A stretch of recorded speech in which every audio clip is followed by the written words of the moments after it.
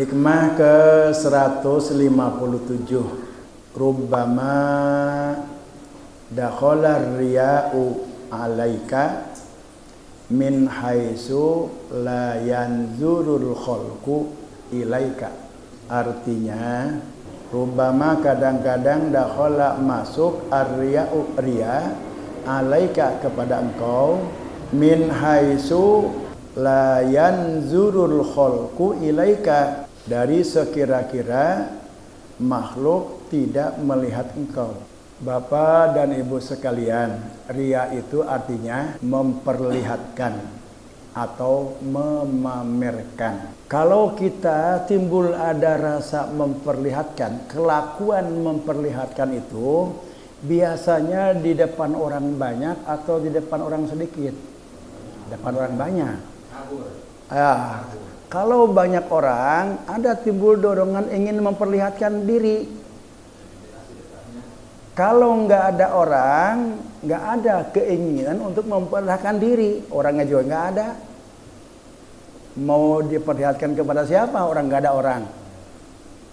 Pada umumnya, riya itu masuk ke dalam qalbu kita saat kita berada di tengah kerumunan orang banyak.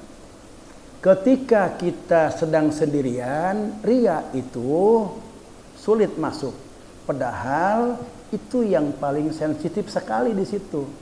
Nah, pada hikmah yang ke-157 ini, Syekh Ibnu Athaillah berbicara bahwa riya itu bisa masuk ke dalam qalbu kita saat kita sendiri. Nah, kita pahami dulu apa yang disebut dengan riya. Ar-riya'u inda ba'dil ulama. Menurut sebagian besar para ulama, tentu ulamanya ulama tasawuf nih, yang namanya riya itu adalah qasdun li ghairillahi bi amalin solihin. Bermaksud atau mengqasad selain Allah bi amalin solihin dengan amal soleh. Bagaimana kalau kita bermaksud kepada selain Allah tapi bukan dengan amal soleh? Kalau bermaksud kepada selain Allah dengan ibadah, seperti kita sholat. Begitu kita sholat, ada orang di belakang ini, di belakang kita. Ketika kita itu sendirian sholat juga biasa aja bacaannya. Begitu ada yang nepak di belakang, ngasih tahu berjamaah dengan kita, maka bacaan-bacanya kemudian dibagus-baguskan, ruku dan sujudnya juga dibagus-baguskan. Tadinya mau ruku dan sujud itu asal aja ketika sendiri. Begitu ada yang nepak mau berjamaah, gerakan-gerakannya juga dibagus-bagusin, ingin memperlihatkan sesuatu kepada orang lain. Bagaimana kalau yang diperlihatkannya itu bukan ibadah, itu bukan riya? Kalau yang dipamerkan, yang diperlihatkan kepada orang banyak itu bukan ibadah, bukan amal soleh, itu bukan riya. Kita baru beli mobil Fortuner, mobilnya mahal, lalu pergi ngaji ke Cilongok, nyupir bawa Fortuner, jendela dibuka habis semua, jendela dibuka habis semua. Tangan disodorkan ke depan jendela sambil megang rokok aja Samsu. Timbul supaya orang tahu bahwa mobil gua itu Fortuner, gua nih ngerokok gitu. Nah, ketika ada ingin sikap memperlihatkan itu, tapi bukan ibadah itu bukan riya itu. Bukan riya. Kalau yang diperlihatkannya itu bukan ibadah. Kita punya jam tangan bagus. Kita punya dua, bahkan dipakai kiri kanan. Tangan panjang, digulung supaya kelihatan jam tangannya itu. Ada dua biji lagi. Begitu ditanya, Pak ini jam berapa? Ini ada lagi. Orang nanya jam berapa, ini ada lagi. Orang nanya jam berapa, dia malah ini masih ada lagi. Memamerkan, memperlihatkan, tapi itu bukan dalam hal ibadah, itu bukan riya. Jadi riya itu yang dipamerkannya itu amalin solihin, ibadah, sholat, sedekah, pergi haji, umroh. Aing umroh puluhan juta ante disebut haji. Waduh aing mah nyesel jasa, kudu nyebut haji sia. Lalu kalau diperlihatkannya bukan kepada makhluk, ibadahnya mah tapi diperlihatkan kepada makhluk, bukan kepada makhluk, kepada Allah. Itu bukan riya, dan memang harus yang menjadi orientasi dasar kita beribadah adalah Allah, supaya dilihat oleh Allah itu bahwa ibadah kita sesuai dengan perintah dan syariatnya yang diaturkan itu. Kita harus merasa kalau kita itu ingin memperlihatkan ibadah kita sebagus-bagusnya kepada Allah, itu namanya muraqabah. Kita merasa dilihat sehingga kita baguskan bacaannya karena Allah tahu, Allah melihat. Itu namanya orang sudah muraqabah itu. Tidak apa-apa kalau yang diperlihatkannya Allah. Yang namanya riya itu yang diperlihatkannya ibadah, kemudian manusia. Salat umpamanya. Salat ini masih ada nggak nih ibu-ibu atau bapak yang sholat itu pengen masuk surga? Kita bertakwa kepada Allah, kita ingin masuk surga. Kalau surga itu makhluk atau Tuhan? Makhluk, karena diciptakan oleh Allah. Dari nggak ada menjadi ada. Berarti kalau kita sholat pengen surga, maka sholat kita itu tujuannya makhluk. Kalau sholat yang dituju makhluk, inilah yang kata sebagian ulama tasawuf, qasdun li ghairillahi bi amalin sholihin, bermaksud kepada selain Allah dengan amal ibadah, itulah yang namanya riya. Masih ada kita yang begitu? Wah, kalau masih ada dan itu dikatakan riya, tolong buang. Tolong buang. Jangan sampai terjadi ya. Walaupun ada janji-janji Allah, kalau kita bersedekah, mana kosom malun bisodakotin, Allah tidak, orang itu nggak akan bangkrut dengan sodakoh. Dan Allah akan ganti, wa huwa yukhalifuhu, Allah akan ganti dengan berlipat ganda. Orang yang bersedekah bukannya semakin habis, maka semakin tambah oleh Allah miliknya, dia terus bersedekah. Lalu mendoronglah kita supaya terus-terusan diperbanyak rezeki oleh Allah, kita rajin bersedekah. Kita rajin bersedekah tujuannya supaya Allah menambah-nambah kekayaan kita. Kekayaan yang kita inginkan itu makhluk atau bukan? Makhluk. Berarti kita bersedekah, kita berzikir, kita bersolawat, tujuannya selain makhluk, selain Allah, maka itu adalah riya. Itu riya. Lalu bagaimana seharusnya ibadah kita itu supaya enggak terkena riya? Kita beribadah supaya mulus, keikhlasan kita itu jangan berharap apapun, kecuali disuruh oleh Allah dan berharap ridho Allah. Sesuai dengan kalau kita mau zikirkan ilahi anta maksudi wa ridhoka maksudi, itu adalah sebagai sebuah visi hidup kita. Apapun yang kita lakukan di dalam hidup di dunia ini, yang kita tuju adalah ridho Allah. Yang menjadi dasar kita berbuat itu adalah perintah Allah. Kenapa kamu sholat? Disuruh sama Allah. Lalu kamu pengen apa? Enggak pengen apa-apa. Walaupun enggak pengen surga dan enggak pengen dijauhkan dari neraka, itu mah ulah wilayah Allah itu. Lalu kamu beribadah mau apa? Enggak pengen apa-apa, cuma saya kena disuruh aja oleh Allah. Kalau Allah enggak nyuruh, saya enggak. Karena Allah nyuruh saya sholat, karena Allah nyuruh saya berpuasa, saya puasa. Karena Allah nyuruh saya bersedekah, maka saya bersedekah. Jadi semua ibadah yang saya lakukan ini dasarnya disuruh oleh Allah dan ingin mengharapkan ridho Allah. Nah, itulah yang namanya ikhlas itu. Sebagian ulama tasawuf mengatakan parriya'u salah satu aksamin. Riya itu ada 3 macam. Al-awwalu, yang pertama, ayyaksida bi amalin solihin al-khalqa. Yang dimaksud, yang dituju dengan amal ibadah itu makhluk. Sehingga walau lahum lam yaf'al. Kalau enggak ada makhluk, kalau enggak ada orang, dia enggak melakukan itu. Yang pertama tuh. Dan itu adalah riya kelas berat, udah pang berat-beratnya riya itu.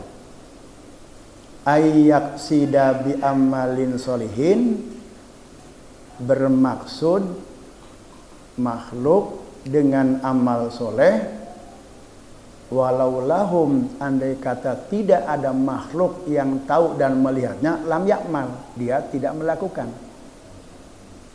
Contoh. Kita sholat di masjid atau di musola.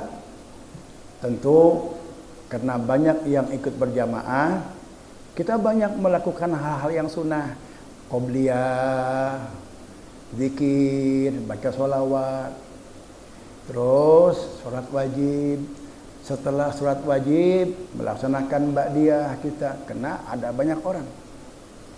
Begitu sholat di rumah, sholat yang wajibnya doang. Itu pun juga ketika di musola, sholat yang wajib pun juga sampai 10 menit lamanya. Tapi kalau di rumah paling juga 1 menit selesai sholat wajib itu. Qobliyah dan ba'diyahnya nggak kepikiran. Kenapa? Karena nggak ada orang. Ketika ada orang, dia lakukan. Ketika tidak ada orang yang melihat, dia nggak melakukan. Ini riya yang berat sekali itu. Allah nggak suka. Walaupun secara hukum syariat sah, tapi Allah tolak. Maksudnya Allah nolak itu Allah tidak berkenan memberikan pahala atas ibadah yang dilakukan dengan tujuan makhluk tadi. Yang kedua, ayya'malas solihah, melakukan ibadah lil madhi wasana. Dia semangat ibadah kalau ada orang yang memuji. Walau lam ya'lam hunnas, kalau ada orang yang nggak tahu, nggak ada yang memuji, dia nggak semangat. Dikerjakan mah dikerjakan, cuma ketika di tengah orang banyak, semangat dia melakukan ibadah-ibadah itu. Ketika di rumah tetap dilakukan, cuma dia kurang semangat, ada malas sedikit. Dia paksa-paksakan. Kalau di depan orang banyak mah semangat dia, nggak ada rasa terpaksa, malah pengen dia. Tapi ketika di rumah dilakukan, qobliyah ba'diyah dilakukan, cuma ada malas. Kalau di mushola mah kena banyak orang, semangat. Kalau di rumah mah kena nggak ada yang lihat, dilakukan, cuma nggak semangat. Jadi perbedaannya semangat dan nggak semangat. Ada orang datang sumbangan, orang ini minta sumbangan, tahu orang ini, dia selalu ingin dipuji. Maka dia sebelum minta, oh bapak mamanya udah kaya, orangnya dermawan. Saya dengar bapak itu banyak memberi, siapa yang datang ke dikasih. Tadinya mau ngasih 5.000 jadi 100.000. Semangat dia bersedekah karena dipuji tadi. Kalau dia nggak dipuji, dicela misalkan, dia nyumbang 50.000. Ya nyumbang 50.000, nggak apa-apa, ketinggalan. Orang mah 500.000, orang mah 1 juta nyumbang, ini cuma 50.000. Dia nggak mau melakukan lebih besar atau nyumbang lagi, malah yang udah dapur juga mau ditarik, mau diambil lagi. Nah itu adalah riya yang kedua, artinya agak ringanan lah dibanding dengan riya yang pertama tadi. Kalau riya yang pertama itu, kalau ada yang melihat dia lakukan, kalau nggak ada yang melihat dia nggak melakukan. Ini mah kalau ada yang melihat atau ada yang memuji, semangat. Tapi kalau nggak ada yang melihat atau ada yang mencela, dilakukan, cuma tingkat kesemangatannya menurun. Itu aja bedanya, dikit itu. Ngewirid, mengamalkan hizib nasor. Hizib nasor itu faedahnya adalah supaya kita disenangi orang, supaya disegani orang. Kalau kita ngomong, orang itu menghormati kita karena kita punya mengamalkan hizib nasor. Dasarnya tadi tuh. Berarti kalau kita ingin disenangi dan dipuji orang, berarti itu kan makhluk. Kita lakukan ngewirid, mengamalkan hijab itu. Maka ketika kita mengamalkan hijab itu, kita ada maksud untuk mendapatkan kemuliaan dari orang, disenangi orang, supaya kalau misalkan ngaji itu banyak jamaahnya, banyak pengikutnya, dan merasa bangga kalau banyak pengikutnya, berarti dia mengamalkan wirid atau hijab itu ada riya di situ. Kenapa? Karena yang dituju bukan makhluk. Nah, inilah yang dimaksud dengan hikmah yang ke-157. Artinya riya itu bisa terjadi walaupun kita sendirian. Kita di kamar baca surat Waqiah. Dalam pengajian kata Ustadz, kalau surat Waqiah dibaca tiap hari, maka insya Allah Allah mudahkan rezeki. Rezeki itu adalah makhluk, Allah ciptakan. Lalu kita baca surat Al-Waqiah itu di rumah sendirian kita, tapi kita maksudnya supaya Allah banyak mempermudah rezeki. Rezeki itu makhluk, sendirian kita.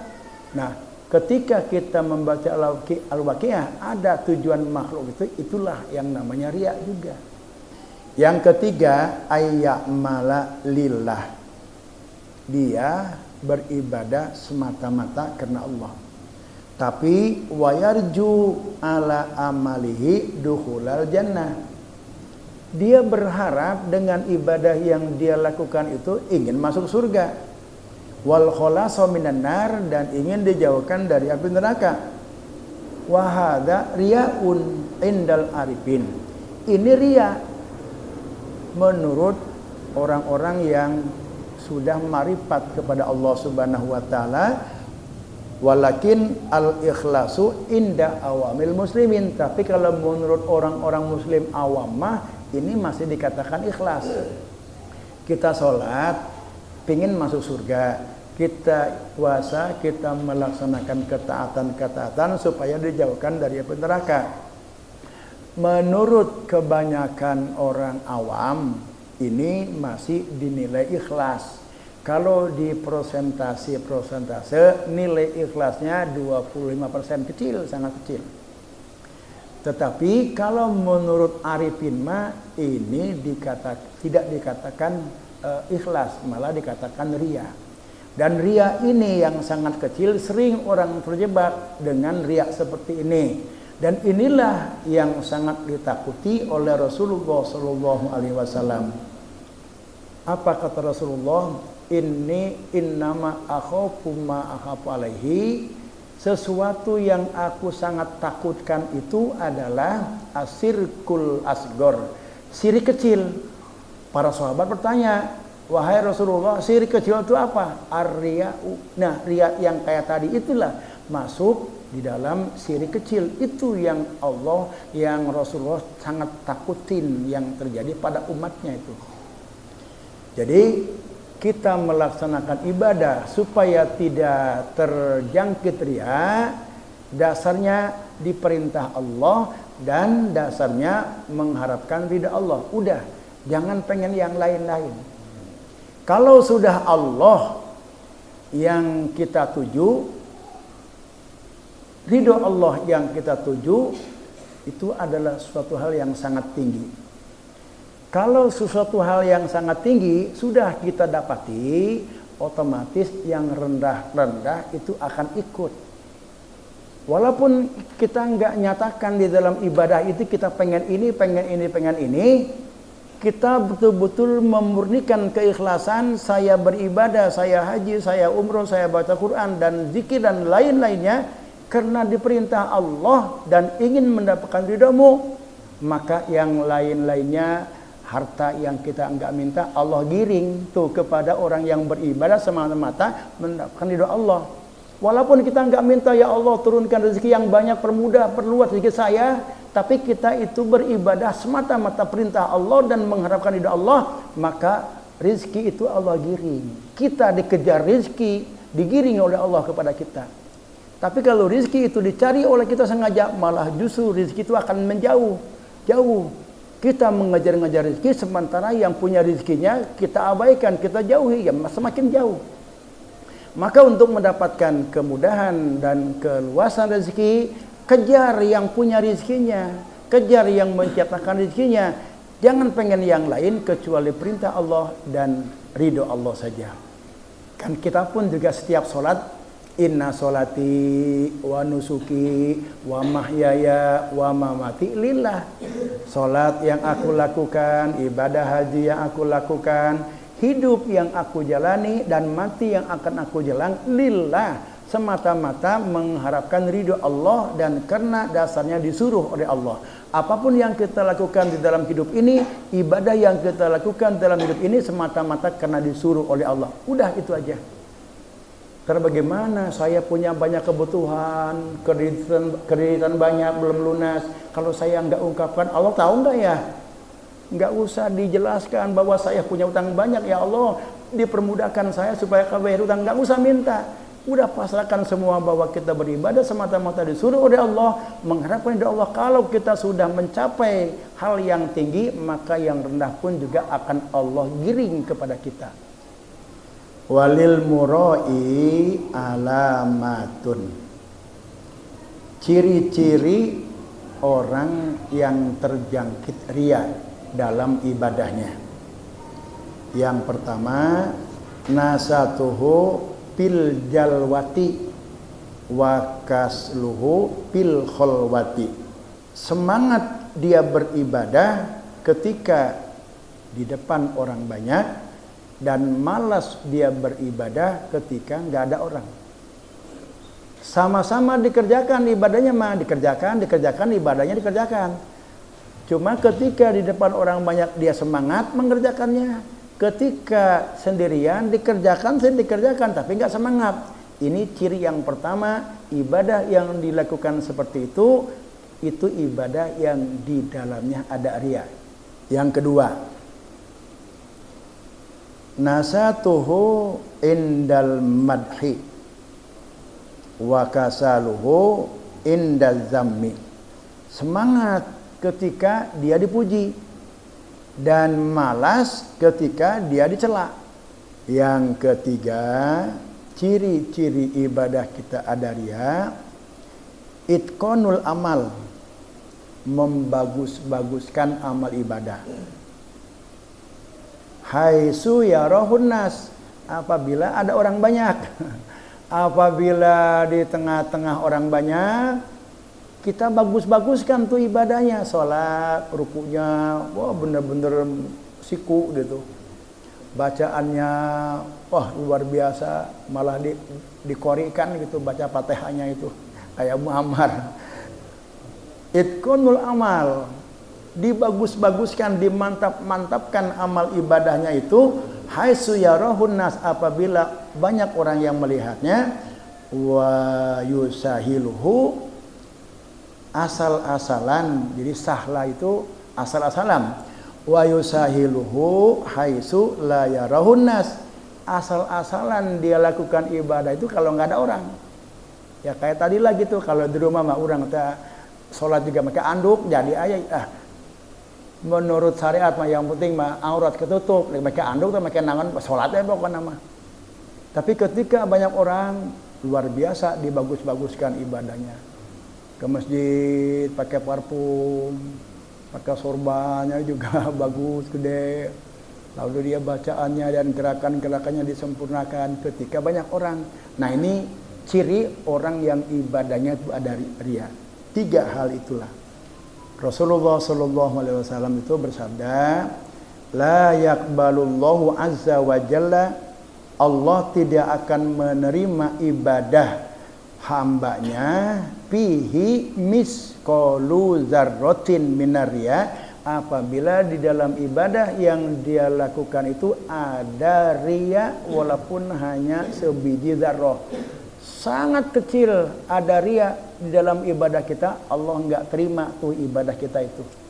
Makanya bersihkan ibadah kita dari riya sekecil apapun.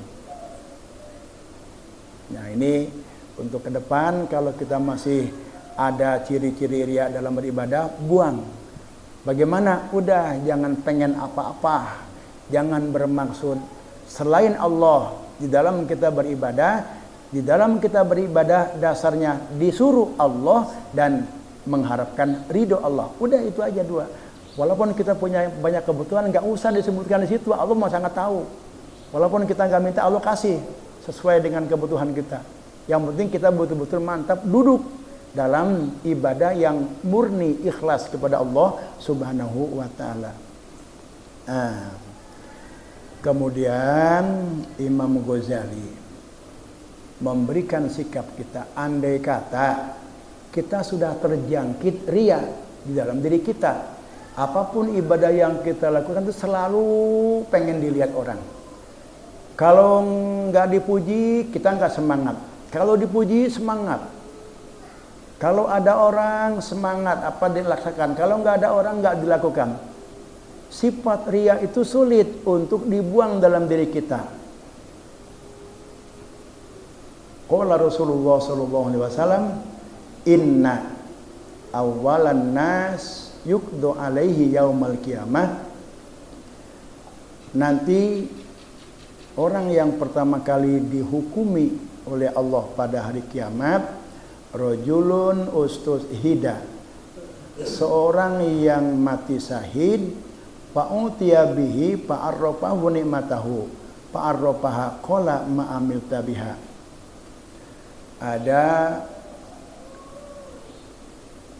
pertama kali orang yang akan diperiksa nanti di akhirat itu orang yang mati syahid. Orang yang mati syahid itu akan dipanggil oleh Allah.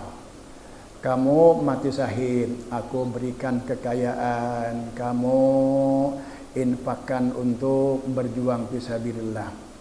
Kemudian aku berikan kamu kemampuan, aku berikan kekayaan. Lalu kamu beli kuda perang. Nah, kenikmatan-kenikmatan yang aku berikan kepada kamu di dunia itu, kau pakai apa? Kata orang itu, ya Allah, semua yang engkau berikan kepadaku, kecerdikan aku memanah, kecerdikan aku berperang, aku punya kuda yang paling hebat, aku gunakan untuk berjuang di jalanmu ya Allah, berperang melawan orang-orang yang memusuhi engkau ya Allah. Lalu kata Allah, kadzab, tak bohong. Bukan begitu kamu itu. Kamu masuk dalam dunia perang itu supaya kamu itu disebut orang yang pemberani, supaya kamu itu disebut sebagai pahlawan. Dan itu sudah kamu peroleh ketika kamu itu masuk dalam medan perang. Lalu kamu terbunuh, disebut orang kamu pemberani, disebut orang kamu itu adalah pahlawan. Dan itu sudah kamu peroleh. Tetapi sekarang di bagian aku adalah siksa dariku. Maka kamu masuk neraka walaupun kamu mati syahid. Karena syahid kamu itu tidak kepadaku, tapi karena tujuannya makhluk.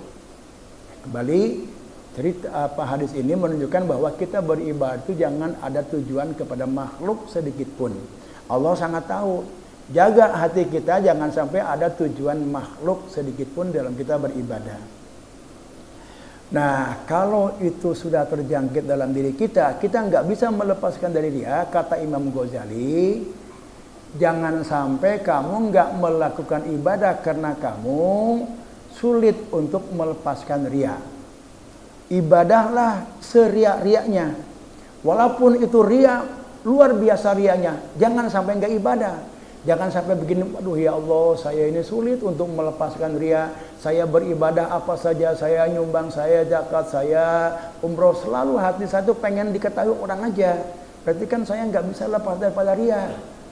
Kata Imam Ghazali, kalau memang nggak bisa melepaskan ria, lakukan ibadah seria-rianya, tapi kamu ada upaya untuk melepaskan ria. Nah, kalau orang yang nggak bisa melepaskan ria, tapi dia ada upaya untuk melepaskan ria, tapi sudah lama belum juga bisa mengeluarkan ria, Allah pertimbangkan ibadah yang dia lakukan ada ria, tapi dia berupaya untuk melepaskan ria.